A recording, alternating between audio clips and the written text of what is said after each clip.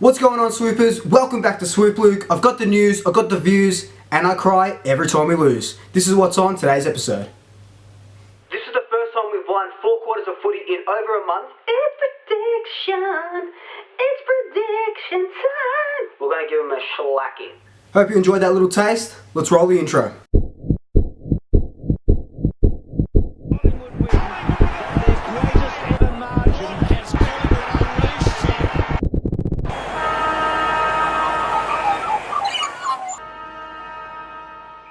So cast your minds back to the pre-bye, that Melbourne game. We won by 41 points. We were on fire and we were nipping at Geelong's heels, sitting nice at second on the ladder. In that game, we were a tackling machine. We registered 70 tackles, but the Demons had more contested possession and more clearances, so you can see why we were second to the ball and our tackle count had gone up. During that game, Melbourne never seemed really in it, but a 3.5 goal first quarter saw us start in a bit of a shonky way like we usually do, never putting the teams to the sword, and Melbourne fought their way back up until that second half where we absolutely dominated and we went on and won the game. In that game, Treloar gained his first Neil Danaher trophy, gathering 34 disposals, 6 tackles and 1 beautiful goal.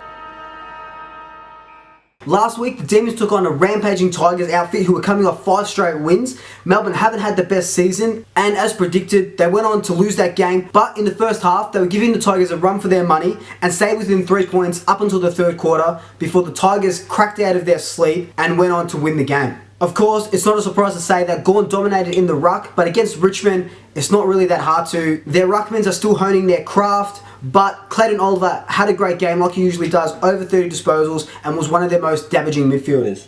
Switching it up to our game, and the Pies dominated a lackluster Gold Coast outfit. After a slow start where we gave away 2 goals, we didn't take our foot off the pedal and went up until the final siren. This is the first time we've won 4 quarters of footy in over a month, and it worked as such a morale booster with the form that we've been in. It looks like this might be the pep in our step that we actually need to get our season back on track. Most of the time you hear commentators, coaches say, oh, they're playing themselves into form. Yeah, you know, we've had these couple of games, we're coming into form now. And I know that sounds stupid because obviously you're playing yourself into form because you're playing the game, but that's exactly what we did last week against Gold Coast. Treloar has had such a great 4 to 6 weeks worth of football. He's really hitting his strides. This was the time last year where he was injured in that Carlton game doing those double hammies, but against the Suns he had a best on ground performance, over 30 disposals, 9 inside 50s, and that monster goal from 55 metres to really get us going in that first quarter. In my preview video I talked about how that ruck battle was key to a lot of the winning elements of the game, and Grundy got the better of wits, commanded the ruck all day, and that was without Cox for the second half due to that eye injury. With Coxie as well, you know, old mate Pirate with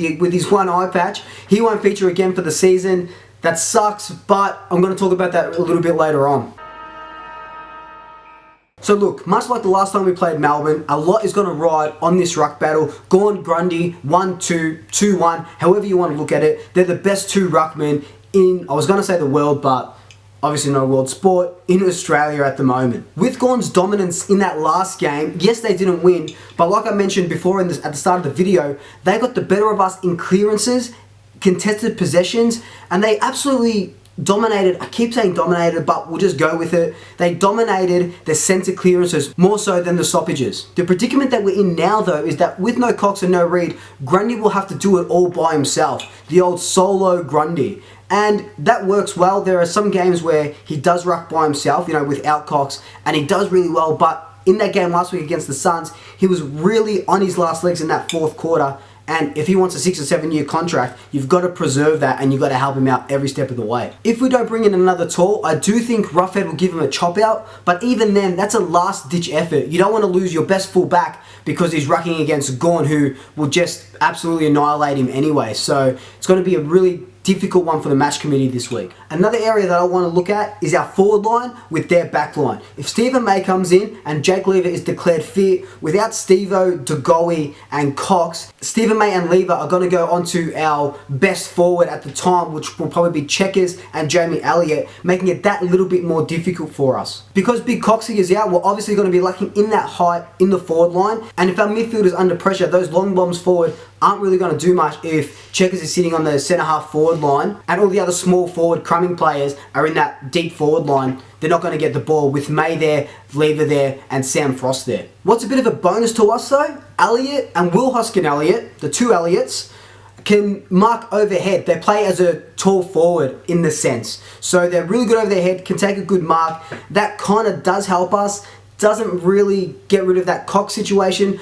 But in saying that, it makes us become a little bit more predictable. No, a little more unpredictable. That's correct. So it makes us become a little more unpredictable. They know that if we're under pressure, like I just said, we go to Cox. Now the Melbourne defenders are going to be like, who the hell are they going to go to when they're under pressure? It's going to create that confusion. Unpredictability is key in a small forward line. What I'd maybe like to see is Elliott at that full forward spot, leading out like the Goey does, like Steve-O used to do, and leaving Checkers as that centre half forward. But I do like a big man down front, so I would like Checkers deeper than Elliott, if that makes any sense. As I alluded to before, Melbourne's midfield got the better of us in tight and in those clearances. And even though it didn't equate to them winning the game, giving them first use of the ball, getting those inside 50s, gives them a better chance at scoring, and repeat inside 50s is what breaks down defences and causes turnovers for goals. In that previous meeting with Gawn getting the better of Grundy in the ruck, Melbourne won the centre clearances 16-6.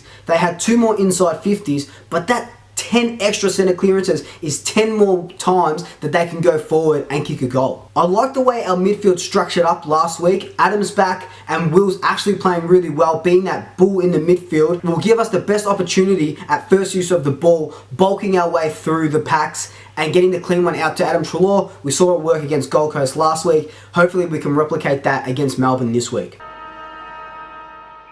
So like I said, with an eye injury, Cox is out for the rest of the season and it's very unfortunate. He was actually playing himself into a little bit of form. There's that saying again, I just said it before, playing themselves into form. But he was getting a little bit more form. That first half against Gold Coast, he was really showing signs of being that deep forward and how he can work in our system now. But unfortunately, he's out.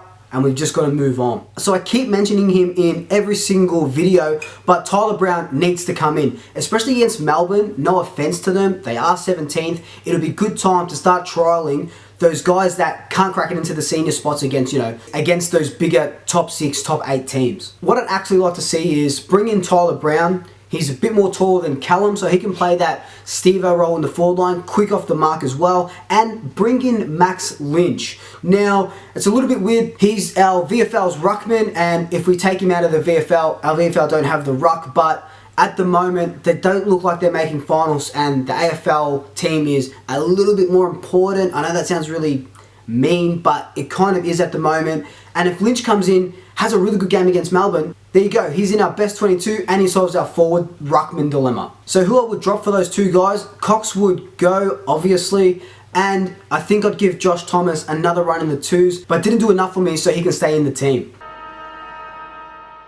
Alright, prediction time. Who do I think is going to win? Collingwood. How much do I think we're going to win by? How much did we beat Gold Coast by? 69 points or something. It's going to be a nice percentage booster against Melbourne. I reckon we're going to win by, let's say, 58 points. We're going to give them a shellacking. My big call, Tyler Brown debuts, kicks 2 on debut, and he outshines his brother. Alright, so just a quick clear up from the last episode's video where I gave a shout out to Pies Army _ for that correct guessing winner and close margin. Actually, they did come close, 10 points, but I did miss someone. SEO._.trot was 8 points off. Was 8 points off the margin. I didn't see it because they said 77 points, which was over the winning margin, and my mind just automatically goes to, okay, we won by 69 points. Let's look at everyone that did less. So my apologies, SEO._.trot. Here's your shout out. Thank you for making me aware of it, and I hope this clears it up for you. As you can see also, I've changed up this video. I'm holding a cup. It did have coffee in it at the start. It's got cold coffee in it now. I'm holding it because I'm trying to not use my hands as much, but I'm still using them. Hopefully it doesn't look weird. I was watching a video back last week and all I was doing was look like I was a really bad, rapper, and yeah, it just looked weird for me watching it. So thank you for no one calling me out on it. Maybe it didn't bother you as much, but God, it bothered me watching it. So in saying that, I just want to say thank you for all your support. July was my biggest month. I got over 100 subscribers, and now I'm at over 200. I will be doing that Q&A on Friday, so leave your questions in the comment section below. And in the meantime, like, comment, subscribe, tell your family, tell your friends, tell your pets, and until next time, I'll swoop you later. I've got the news, I've got the groove, even when we lose. In that game, Trelaw claimed his knee. In that game, Trelaw came a little less unpredictable. A little less unpredictable? A little bit more predictable. No, a little less unpredictable. I was right the first time.